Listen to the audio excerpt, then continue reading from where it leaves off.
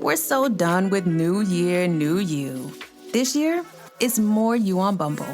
More of you shamelessly sending playlists, especially that one filled with show tunes. More of you finding Geminis because you know you always like them. More of you dating with intention because you know what you want. And you know what? We love that for you. Someone else will too. Be more you this year and find them on Bumble. She read the story and she was like, I think it needs to be cut by like a third. And I was like, a third? No! How could I do that to my baby? I was like, let me try. Let me see what I can do. I mentioned it to Danielle and she just gave these really beautiful edits. And I was like, you know what? You are right.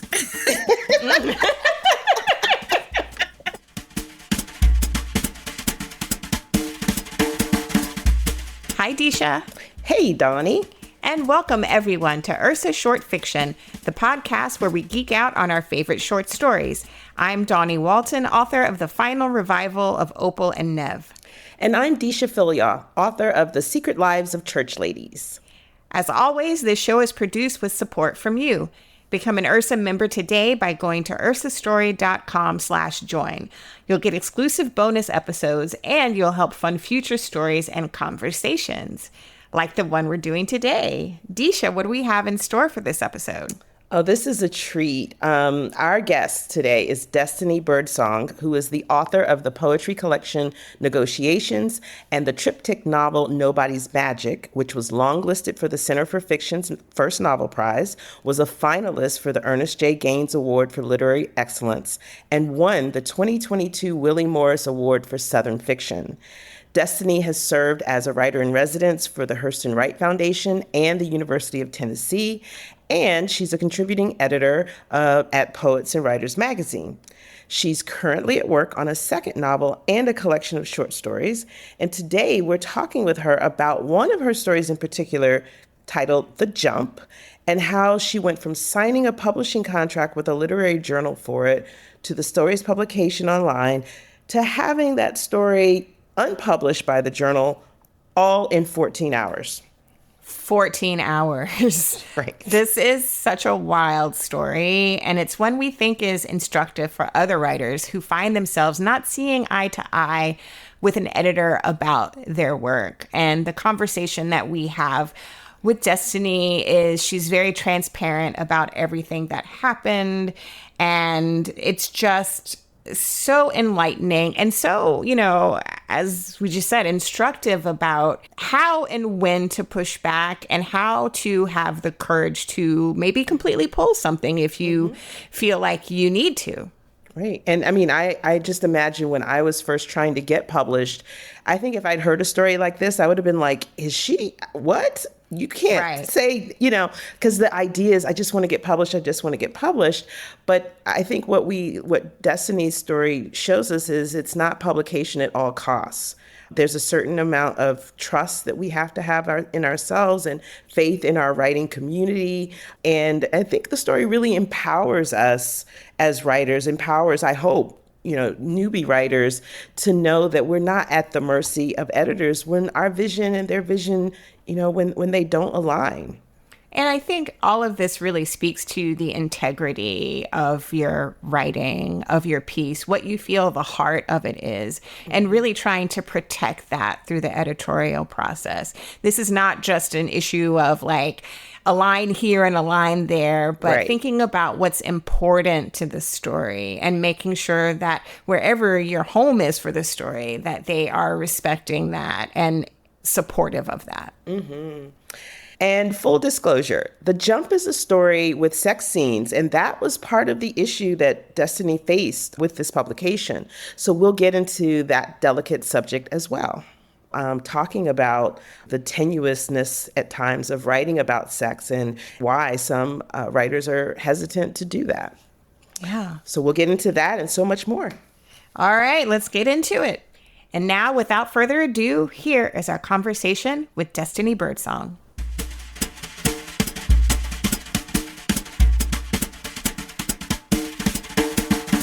Welcome, Destiny. Thank you for joining us today to talk about your fabulous short story, The Jump, and its rather eventful journey to publication. And for our listeners who are also sending their work out into the world, submitting for publication, we want to have today a broader conversation as well about what writers can do if they don't agree with their editor's proposed edits, which in your case came down to censorship. And we want to talk a bit about sex writing as well, because the jump is hot, like fuego, fuego, fuego. The story, in brief, is about a queer writer who turns to lesbian sex work. And then the short version of what happened with the jump is that it was published online in a literary journal. And then hours later, you, Destiny, received an email from the journal's editor-in-chief informing you that the story had been unpublished from the site and unavailable to readers, pending your review of several lines that needed to be cut. And all those lines were from sex scenes between women. So, Destiny, can you give us the long version? That's the short version. How did you come to write The Jump? What's it about? Give us all the details. Well, first, thank you so much for having me and for letting me talk about this. It's been, I think maybe 3 or 4 months since it happened, but I still think about it and I'm still, sort of parsing out how I feel about it. So I'm glad that I get to chat about it a little bit here. So I wrote The Jump during the summer of 2023. And I was working as a writer in residence at the University of Tennessee, and of course we were off for the summer. So I was writing and also reading, and I was reading. Wow, I was just reading all kinds of things, but also I'm a crime TV junkie, so I was also like watching lots of episodes of like 48 Hours and I don't know, just all these different shows that really pique my interest, in part because I was also writing, I was working on a novel about a woman who's very chaotic and commits crimes. And so I was just kind of trying to get a little background information, getting ideas. And I think it was just the confluence of all that stuff. I woke up one day, it was a Sunday, and it was interesting because I was trying to watch church online, but I kept thinking about this idea for a story. And I was like, it's interesting that conversations about sex work are always like, heterosexual interactions. Mm-hmm. Even sometimes when, the sex workers themselves identify as queer or lesbian. There's a kind of infamous serial killer named Eileen Wuornos who was herself, was in relationships with women, but, was a sex worker, often patronized by men, and she killed a few of them. So I was just like, it's so interesting that when we talk about sex work, we don't always talk about sex work between women. I think some writers have written some really interesting things about sex work that doesn't necessarily involve like sex work that includes things like cuddling or like holding or like things like that. And I think women will often come into the conversation there. But, when it gets more explicit, I feel like there's a bit of a dearth of information there. So I was like, yeah, I think I want to write about this. And I think I texted you and I was like, I think I have an idea for a story. And there was also a contest or something coming up, and so and the word count was like 3,000 words, which is just impossible for me. Miss Novella. The queen of the novellas. Oh my gosh. I will say, quick side note, this summer I wrote a short story that is 2,400 words. It is the shortest piece of literature I've ever written in my life. That's a conversation for another day. So I was like, I was like, I'm going to write this story. It's going to be 3,000 words. If you could read it for me, that would be great. It's going to be short. I don't want to take up too much of your time. And it was just burning a hole in my brain, so much so that just a little Easter egg here. So the name there's a name in the story called the Adair Foundation. And I was hungry, but I didn't have anything to make lunch with. So I ran to the store, and the street that I turned down to get to the grocery store that I was going to that day is called Adair. And so like, that's how quickly the story was written. Like I was just pulling everything. Yes. Pulling names from street signs and all of that stuff. So it came out pretty quickly. quickly, and you read it, and you gave some really good feedback. One of the things you said was like, I think there should be more sex in here, and I Yes, think as I am wont to do. I was like, say less. And I think it gave me permission, because I think even I was just sort of like, I wouldn't say uncomfortable, but I think concerned, because as and I think as a lot of writers know, when you introduce sex into literary fiction, I think a lot of times people immediately will just cordon that fiction off into something else. Like, that's romance, or that's Right. erotica, or that's right. And I hate those categories. I hate those labels, because they do not speak to the fullness and the complexity of the literature I love, and the literature I'm trying to write. And so it was liberating to write those scenes, and to just be really frank about not only what was happening between them, but also the ways in which Nebula, the main character, was doing the thing that she had been warned against, which was falling in love with this person that she didn't really know. Like, they meet in these very controlled environments, they have this time together, and there are wonderful, wonderful things happening during that time, but this is a person that she has no idea about this person's public life, and the life beyond, like, this time they're spending together. And so, those sex scenes for me, I think are really important, because they highlight something that I think has happened with a lot of us when we've sort of run headlong into something without being very careful, without being mindful, and chaos ensues. But that story is also about, it's about money, it's about class, it's about professionalism. Nebula is an aspiring writer. She has these ambitions.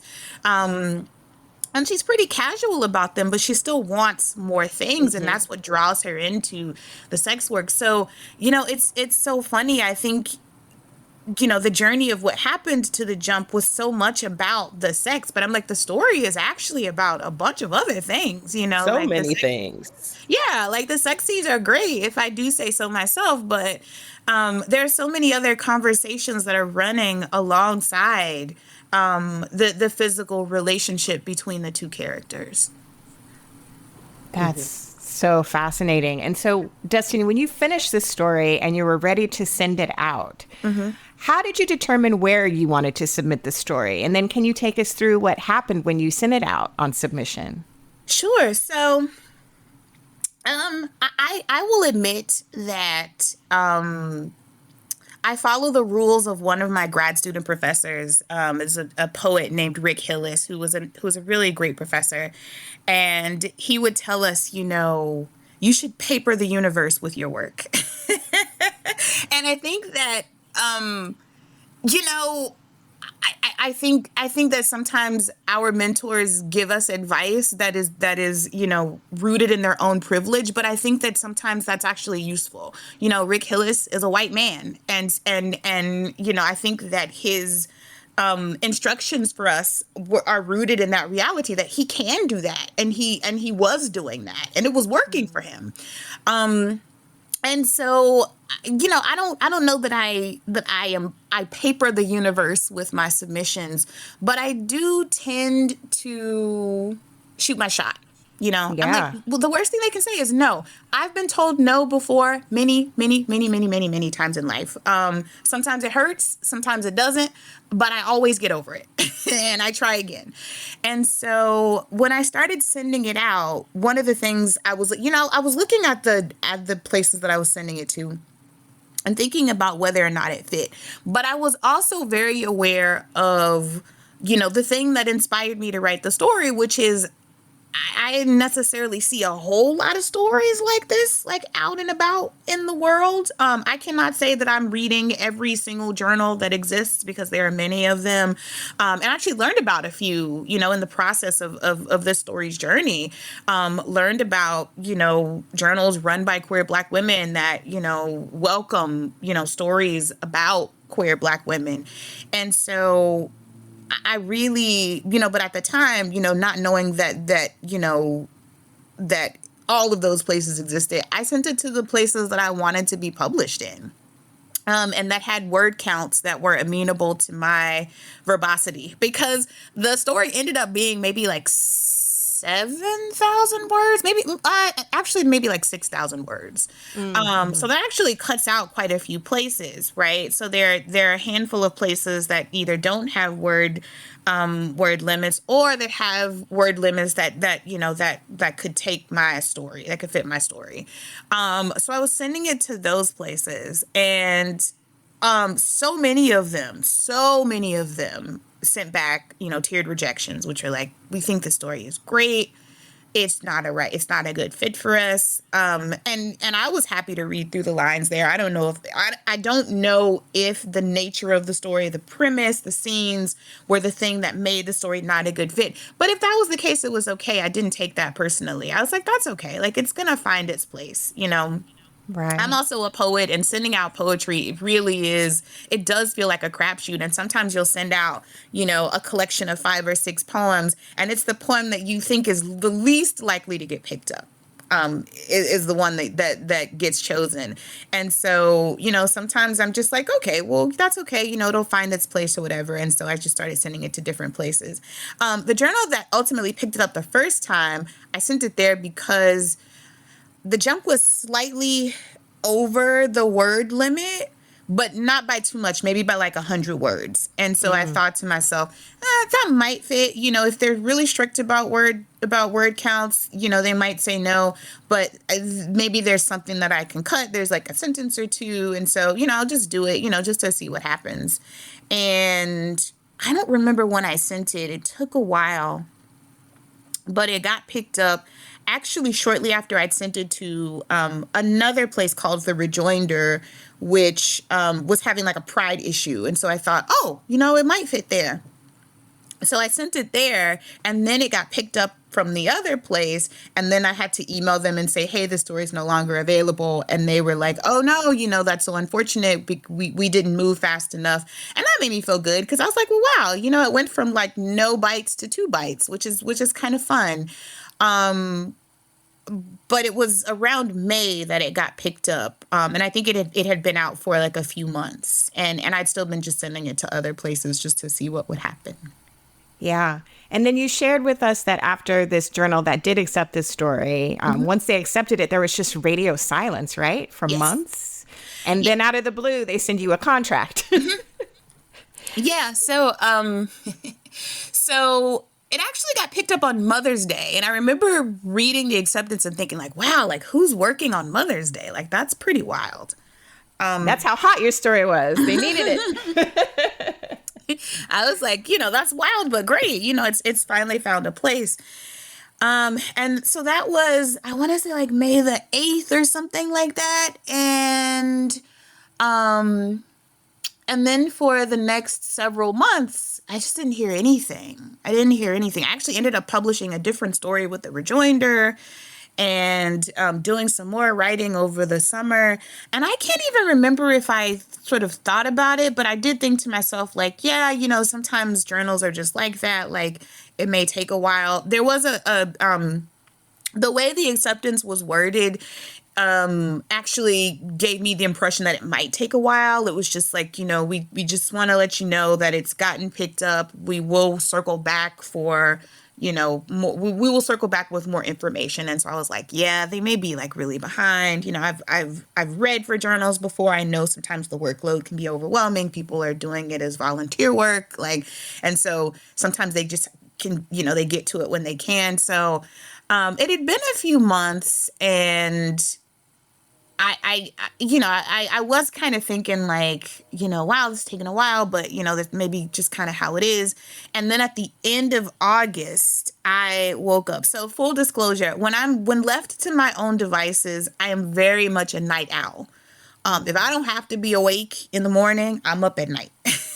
And I'm like cooking, writing, I don't know, just working out, like just whatever I didn't get done during the day, I'm doing that at night. You're nocturnal.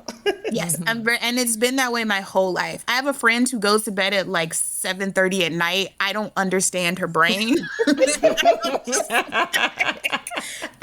who made you? That's amazing. It's amazing to me. I've never, even as a kid, in the summers, I would stay up all night. So I want to say I went to bed like early that morning and woke up like in the early afternoon. And on my phone, I had like 3 or 4 emails from the editor of this journal. And the first one, I think, said something to the effect of like, we want the story to go live today. And there was some editorial questions, like some clarifying questions about, there's a character that's mentioned named Sandra. And the editor was like, well, this person kind of comes out of the blue. And I was like, well, no. Actually, she's mentioned a little bit earlier. And so there were these kind of minor, like, cosmetic edits that she wanted. And then the other emails, gosh, there were a few of them. So I don't really know which number, what number of emails said what. But the next one said things like, well, I'm going to type up this story so that it can get on the website. And then there was maybe one with like contracts or something like that. And I was kind of panicky because I was like, no, I'm not the greatest typist. And so I'm like, no, you don't have to do that. Like, I wouldn't want you to do all that work. Like, here's the story. Let me read the contracts. I can get this to you. I think the original email had asked for a response by like 1 p.m. I didn't open the emails before then. So I was like, I can get this to you by 5 p.m. But I ended up, getting up and kind of scrambling and reading through the contract and addressing the editorial concerns. And I think I got it back to her by like 3:30. And I just thought, okay, yeah, well, I thought to myself, like, this probably won't go live until like tomorrow because I was late. And so I did that and then kind of like got started with my day. And I was on the phone with one of my friends and I was like, oh, that story I wrote, like I think it's gonna go live like in the next couple of days. And I just, as a, I don't know, just as a,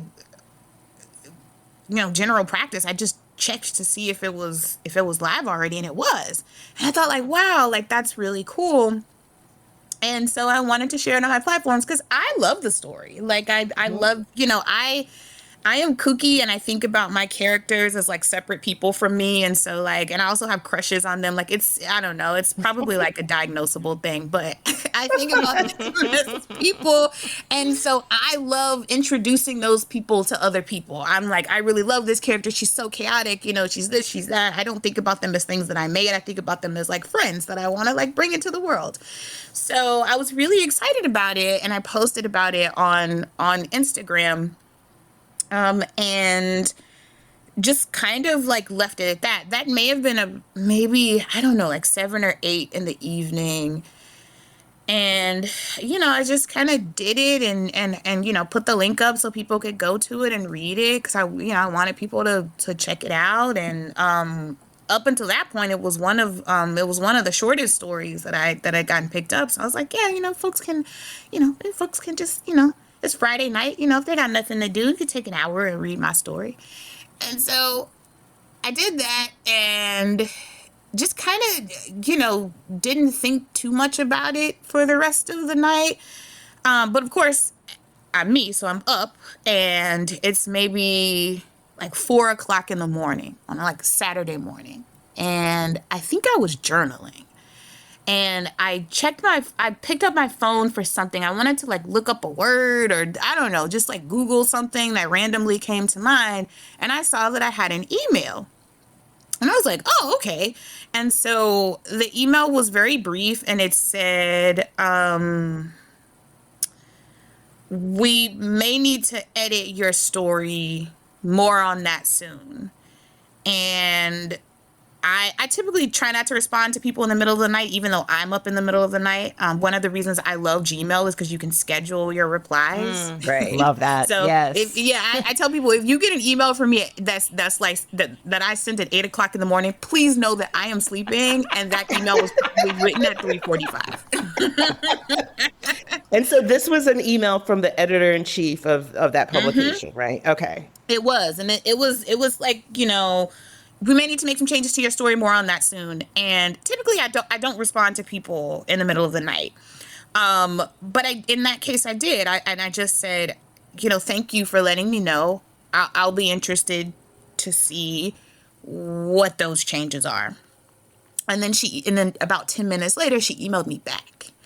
And she had cut and pasted like 3 separate excerpts from the story and said that there was some concern about them and that the story had been pulled until I addressed those concerns. And before I had gotten that email, I had started to panic and I was like, I wonder what's wrong. And my brain, I'm anxious.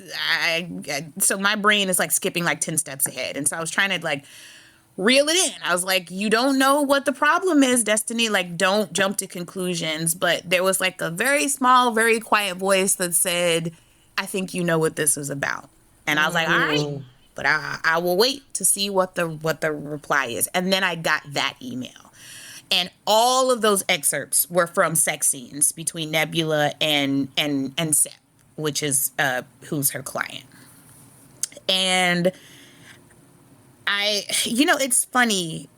I had this overwhelming feeling that felt very familiar, but I couldn't put my finger on it. And it wasn't until a few days later that I realized that feeling was slut shaming. And that's like, I don't know, there's something about being slut shamed. Like it lives in my bones. Like it's like muscle memory. At the time, given the context of it, I didn't recognize it. It felt familiar, but I didn't quite know what it was until I sat down and I gave myself some time to think about it. Because my immediate response was like shame and then anger. Because the editor had read this story, had read it closely enough to clock, really minor characters who were only mentioned, 2 or 3 times in the story. And so I'm just like, well, what's the problem now? Like, you read this and you accepted it. And, I am certainly not, demanding that people pick up my work. If it had been rejected from this journal, I would have taken it with the same stride that I'd taken from other places. And to be quite frank, like places that I that were my dream publications, it wouldn't have bothered me if it had been rejected. And so my anger was about the fact that it had been picked up and being treated this way. I didn't understand the logic of that. The thing about that moment of feeling slut shamed was that it felt as if it was a thing that I had done improperly, that I had sort of like tricked this editor into taking this story with all of these, inappropriate scenes in it. And now it was, it was on the website and it was bad and, and I needed to fix it. And that's just not the reality of what happened. I submitted the story. Like I did no follow up. It got picked up. And then one day, it got published, and there was very little, actually no, coercion from me at all. I'd been sending it out to other places. So, you said that the editor actually gave a reason for these changes, sort of in one of the many emails. Oh, yes. I forgot about that. Yes. So I'm going to see if I can find it and read. Basically, it was like, I'm applying for a grant that's due at the end of the month, and there are parts of the story that might impact the success of the grant application. And I was just like, what? Like, that makes no sense to me. And as a person who has read for grant, has been like a reader for grant applications, like all of these things, I was Like, who's the funder? The Heritage Foundation? Like, yeah, that's what I was thinking. I was like, who? Wow. And I mean, yeah, like take all their money, like, but I was very much like, what? Yeah, that's what it says. It says, I'm working on a grant deadline due on September 4th. Please see the highlighted text below. It could affect our grant funding. and the text below is referring to the passages in your story. Yes, absolutely. There were 4 of them, and the first one is from the first one is about the person who sort of brings Nebula into sex work, and Nebula is talking about the sexual relationship between them. The second excerpt is from the first encounter with September, who is the client that Nebula starts to fall for. The third one is just sort of talking about like their encounters with each other. And then the fourth one is from sort of one of their last encounters with each other, which happens over the course of a couple of days. So yeah, they were all references to really, I mean, they were all just references to like lesbian sex. So Right. yes.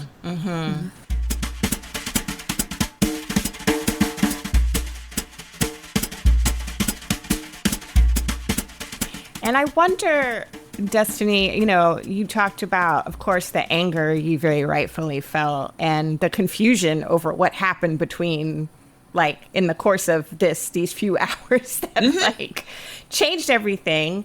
And I sort of wonder how you responded to the editor, because, like, in your head, I'm sure if it were me, I would be absolutely furious. But on email, in a professional setting, you have to, like, translate a certain way. So I'm just wondering how you responded to this editor after that email. It makes me think of that meme from Insecure where Kelly is like, growth. I see the hand gesture right now. Yes. I'm seeing it right now. Because so one of my rules is that if I am upset about something, I try not to respond right away. Sometimes I'll give myself 24 hours. Sometimes I'll give myself enough time to take a walk or just calm down or journal or whatever. But I had the wherewithal to respond, fairly quickly. I think maybe within the hour. And so I started it by saying, thank you for sending these over. I'm pretty confused about how anything that I might have written might affect your grant funding. But I tried to give her the benefit of the doubt. I was like, I'm not you. And so I don't know what's happening behind the scenes of your publication. And I understand that publications thrive through funding and you have to do what you have to do. But that being said, I believe deeply in my work. I believe in the importance of representation, and I stand behind these lines. And, if you intend on removing them, then you need to pull the story completely, and I'll find another place for it. And I also pointed out the sort of quick turnaround for the materials, like, kind of just emailed me one random Friday morning and said, I need this stuff in 3 hours. And, I did all of that. And honestly, doing that feels like it was a waste of my time, but that's okay. Thank you for the love that you showed to my story up until this point. Because because in the acceptance email, it said like, we love this story. We want to publish it. And I just thought like, oh, how wonderful. Like, that's so cool. And I'd read stories from the publication before. And although none of them, had like the kinds of scenes that were in the jump, many of them were about relationships. And so I just thought, oh, like, wow, like this is, I found a good fit for it and I'm happy about that. And so, I just thanked her for that, that part of the acceptance process and just kind of left the rest. And so I feel like I responded in a way that was both honest about how I felt, but also, professional enough, because sometimes there are like two dialogues happening in my head. I kind of got to pick the one that's like the least offensive. But and I think I did that. I did. I think I responded in a way that, that was kind, like, given the circumstances. And I'm actually kind of glad that I responded quickly, because over the course of the next 12 hours, I just got more angry. I don't think I would have responded in the same way. Like I finally went to bed and I woke up like angry. And so I actually think it was a good idea to do it earlier rather than later.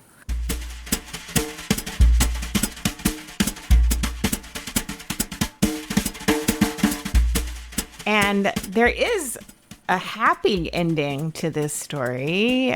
Unfortunately, you did end up pulling this story, but it found a new home. Can you take us through that? Yeah, so I was napping through the day and getting angry. I mean, it was what it was. I was, and this thing happens when I get angry. My face gets hot. Oh, yeah. I woke up with a hot face. And I'd gotten a text message from Deesha, who had posted about this fiasco on, I think, Facebook, maybe? Yes, Facebook. Yeah. So, and I'm not on Facebook, so I didn't see it, but Roxane Gay, who has the newsletter, The Audacity, had commented on Deesha's post saying that she would be willing to publish the story. And so Deesha connected us, and, I sent her the story completely terrified that she was going to be like, oh no, this is actually no. Right, because she hadn't read it. No. She was moved by the story of what happened and just said, I'll publish it, just like sight unseen. Yes. So I was very nervous, but I told myself, of course it's not an opportunity that I was going to pass up. And so I just said, whatever happens is what happens. You send her what you have and you see what happens. And the other thing she did, which I think was both generous and also just really astute, is that she offered to give me some space to talk about what happened to the story. And so I turned both of those things in, like a little intro and then the copy of the story itself. And it was funny. It was very anticlimactic. She was like, okay, thank you. This will be posted on, September 11th, I think, or something like that. And my first impulse was like, oh my God, did she read it? In our later exchanges, she, when I said, thank you so much for this, she said, it's a good story. It was a pleasure to publish it. And I was so grateful for that, because again, I think the thing that often happens when you're being gaslit or slut shamed or sort of made to believe that something you've done is wrong is that for me, I start to question if I did. I'm like, well, did I do something? Like, what did I do? And so it was really lovely to put the story in the hands of someone who, one, could appreciate it as something that I worked very hard on, that I took a lot of time thinking about and writing and revising, and also, but who also didn't make me feel terrible for producing this work. And who could appreciate it for what it is, which I think is just an interesting story. I was very fortunate in that regard, and eternally grateful to Roxane for her generosity and for being willing to publish it. Yes. Now, we've been talking a lot about this story, but we would love to hear a little bit of it, Destiny, if you read a snippet for us. Sure. So I'm just going to read the first 2 paragraphs. The jump. The good thing about working with women is that, unlike the men, they won't kill you. Not when you yourself are a woman. They save their homicidal rage for their real girlfriends or for the men they marry. I've come across a few rough ones, though. The ones who think you should always answer the phone. The ones who'll grab your ass as you're leaving the restaurant and accuse you of flirting with the staff. I call them the set-it-off types. Straightbacks, everything baggy, convinced money makes their clit heavier. Big Cleo energy. But for the most part, my clients are tame. Women understand, way better than men, that what they're buying is time. Nothing else. And fantasy too, of course. I've been the childhood bully turned curious playmate, overzealous supervisor turned lover, older sister's long lost bestie, the help. I've fucked bisexuals, trisexuals, hold me while I cry sexuals. It's a beautiful game. I prance, they pay, it's fine. Nobody owns anybody. Nobody expects love. Yes, yes, yes. Oh my So gosh, I love good. that. Thank you. And I love hearing you read it. Thank you. How do you feel when you read it? I've never read, I have, like, in my own, like, as I, like, during the revision process, I've read it aloud to myself. I've never read it in front of people. It felt kind of fun. I liked it. I enjoyed it. Yeah. Yay. First time. Good. Good. So prior to this, Destiny, had you ever had to push back on an editor's notes? And is that something that you're generally comfortable with? I am one of the few poets I know who loves editors. I have friends that I respect deeply. They write amazing work and they hate being edited. And I think I understand that because I do think that poetry is so nuanced, and sometimes an editor might be great with prose, but maybe not with poetry. And so sometimes things can just get really wonky. But I found that in both, in all the genres that I write in, poetry, fiction, nonfiction, I have encountered really amazing editors who have made me think about the work in new ways and have, given me permission to let go of my babies, those sentences. I'm like, but I love this one. I love it. And then I think about it and I'm like, actually, yeah. Right. So Deesha and I have the same agent. And she's an amazing editor. Like we worked on a story that's coming out in Callaloo in the winter. And, the editor at Callaloo, Kyla Kupferstein Torres, is a really great. And she read the story and she was like, I think it needs to be cut by like a third. And I was like, a third? No. How could I do that to my baby? I was like, well, let me try. Let me see what I can do. I mentioned it to Danielle and she just gave these really beautiful edits, like this part of the story is really important, so you don't necessarily need this one. And I was like, you know what? You are right.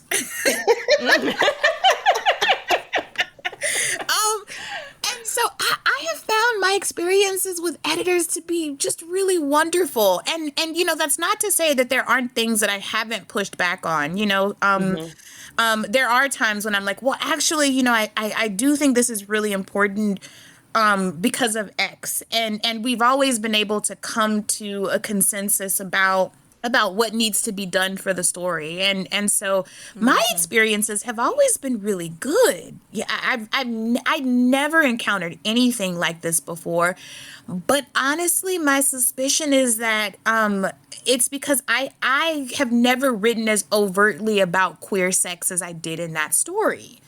But yeah, in my personal history, like, no, I try to enter the editing process with the very real, thought that like I could be wrong. I could be wrong about this, and I'm willing to hear what someone else has to say about it, and I'm willing to consider it. And 9 times out of 10, they're right. And I've been fortunate. I feel like the editors that I've worked the most closely with over time have really just been amazing folks. And so I've never had to sort of fight with someone who I think is working against, the best interests of the work. So this was new for me. And I'm kind of embarrassed to say that because, I had not been writing all of my identities beforehand, and I think maybe I would have had a little more experience with it if I had been doing that. Characters in my novel who are queer,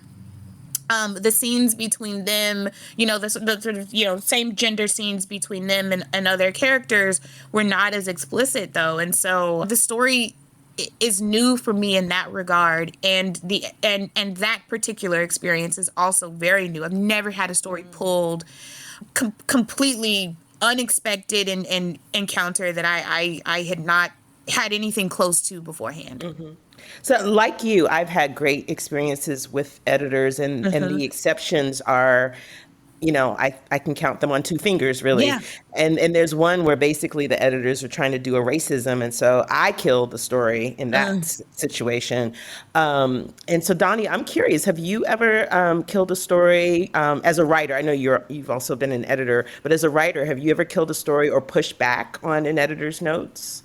I have not killed a story. I have definitely pushed back on an editor's notes before. And it's so interesting having spent so long, as you mentioned, Deesha, as an editor. I worked in magazines for, I don't want to even say how long, but a very long time. And so to be on the other side as a writer receiving notes, Destiny, I very much resonate with what you were saying about like that initial reaction. That's like, what? You want to do what? Like, feeling the shoulders coming up. But it's important to sort of take a beat and sort of ask yourself what the note is trying to say to you. And if you want to push back on it, which I have occasionally, it's making sure that you have a clear answer as to why that piece is important. Yes. And if you don't have a clear answer, then you should at least try to see if you can take the note. And often, yes, Destiny, when I try, it's like, oh, okay. Like, I know. Yes. That moment of realization, like, they were right. they were right. And it's kind of like a thing where it's like, let me prove to this editor that they are wrong. And in the process, you actually learn that they are often right. Yeah. My philosophy is that a good editor can make a good story great. But that amount of power can also work in the reverse.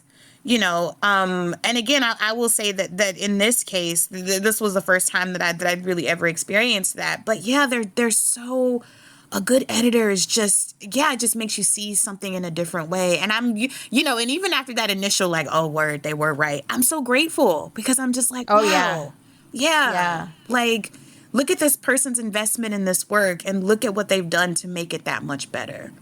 Yeah, a good editing experience, like everyone just ends up so happy and so proud of the work. And there's no feeling like that. It's a beautiful thing. It is. Yeah. Yeah.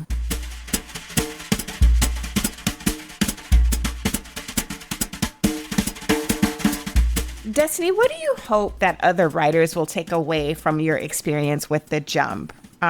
What advice do you have, especially for emerging writers who might be afraid to push back on an editor or pull their work if they have to? Oh, that's a great question. I think about this often, and I know this isn't true for everybody, but for me, so much of my writing feels like a spiritual practice, like a calling, and it doesn't mean I get it right all the time, but what it does mean is that I am devoting portions of my life to this work, and that's a sacred thing. And I think when anybody takes your work and treats it as less than this thing that you have given some of yourself to, it's a disservice to you as an artist, and it's a disservice to the work. And while, I totally agree with what you were saying about it is important to sort of step back and think about what is this editor trying to do? What are their motives? Things like that.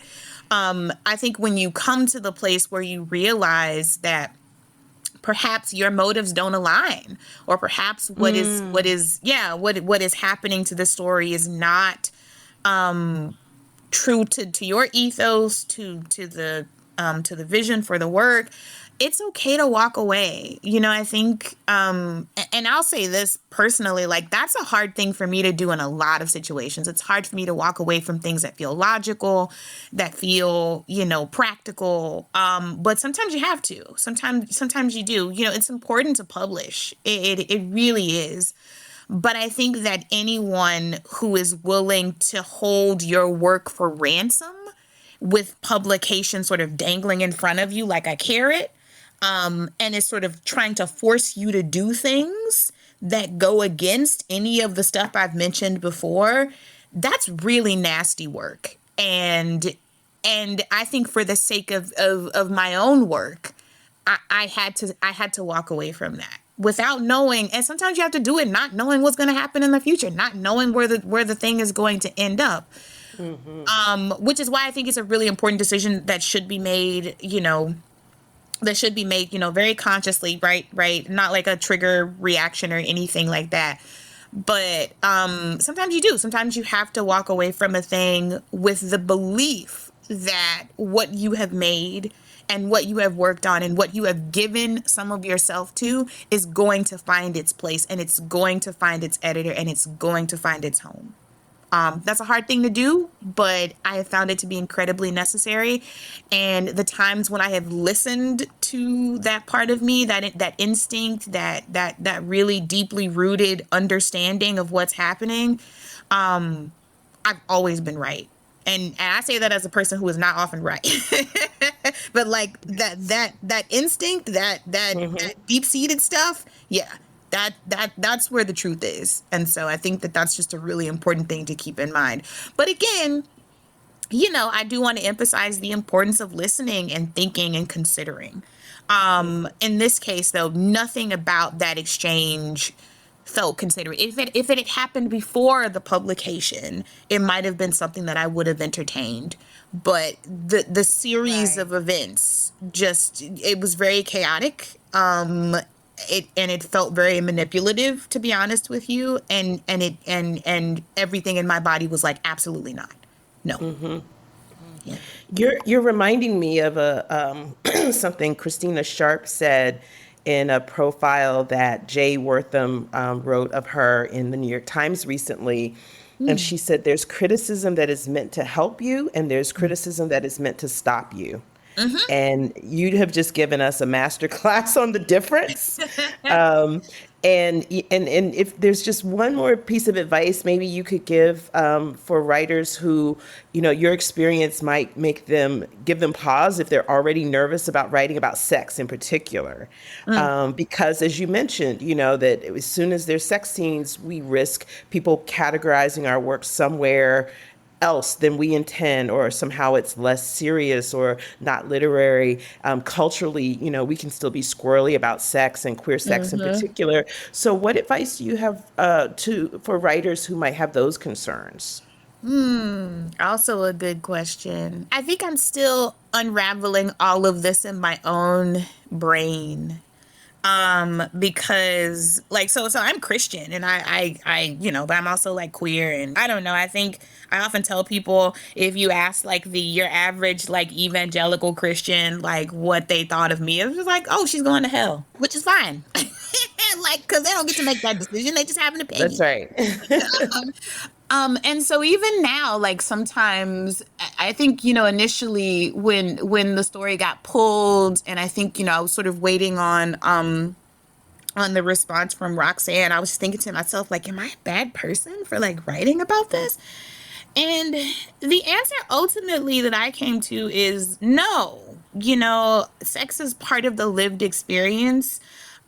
Queer sex is also a part of the lived experience. There are many arguments that suggest it might even be biblical, right? There are all these references to oral sex and in the Song of Solomon, and the relationship between Ruth and Naomi is really interesting, and as is the relationship between David and Jonathan. There are all these things that we don't know about the figures that are a part of our iconography, and whatever our religious practices are.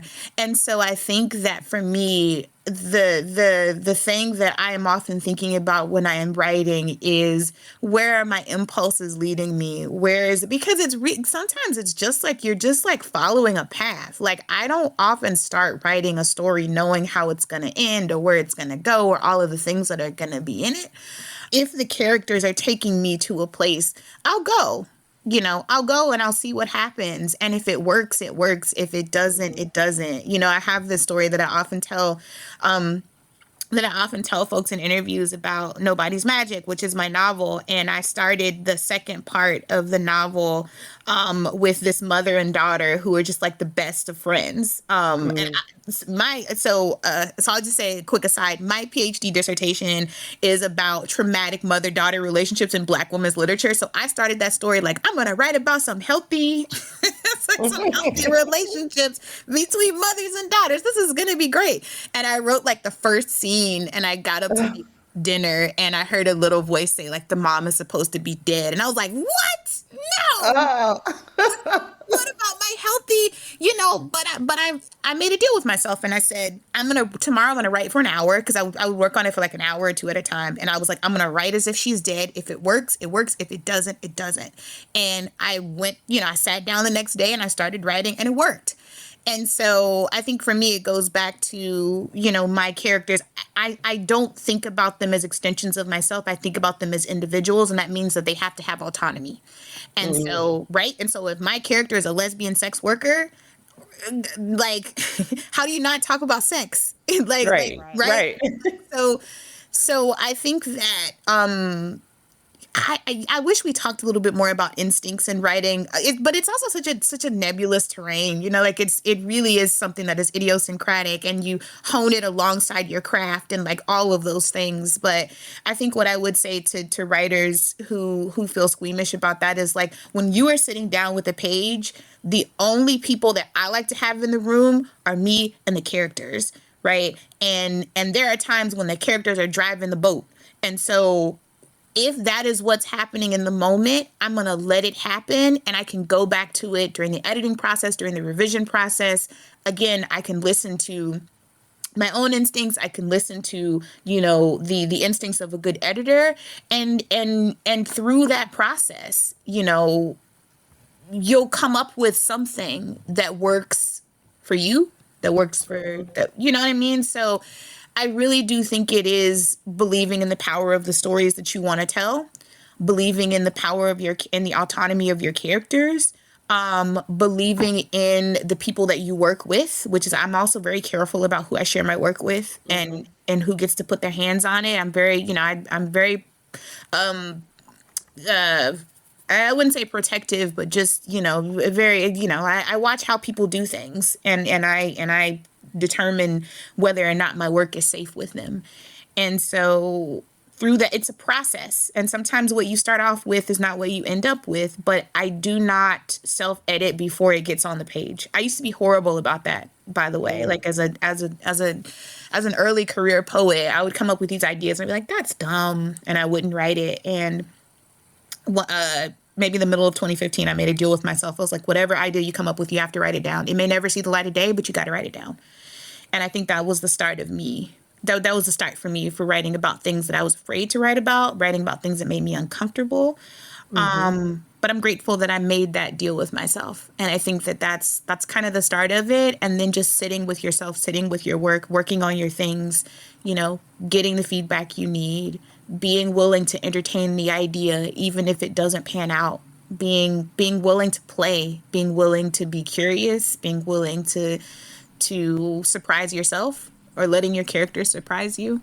I don't know if any of that is useful, but it is Extremely. Enormously useful, immensely useful.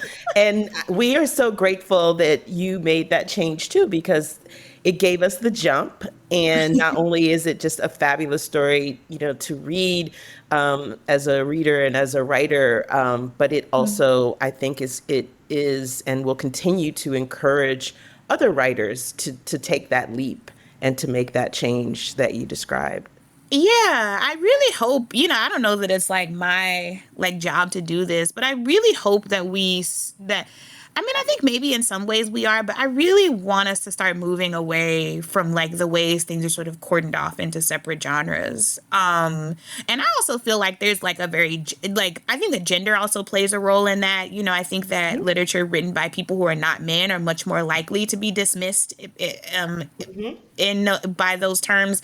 And it's just really exhausting. It's exhausting, and I think it is a disservice to the canon, even though I think, canons are problematic in their own ways. But it's a disservice to the things that we talk about, the books that we talk about, the books that we recommend, the books that we read, the books that we, the books, the books that we assign our students to read, all of those things, because there's so much richness in all of these different corners of literature. I just want more cross-pollination. I want more freedom. I want more transparency when it comes to writing about people's lives. Like, you know. Absolutely.